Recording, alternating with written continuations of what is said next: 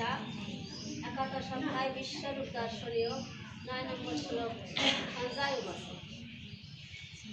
এবং রাজ মহায়োগক্ষরহরি দর্শয়ামাস পার্থায় পরমং রূপং ঐশ্বরম।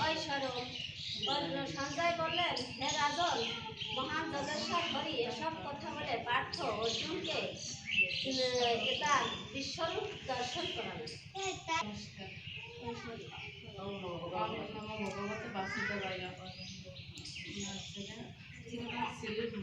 শ্রীমদ্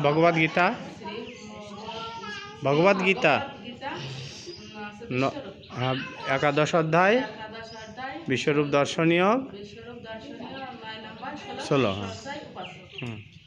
এবং রাজন মহায়োগেশ্বর হরি দশায়ামাস পার্থায় পরমং রূপম ঐশ্বরম।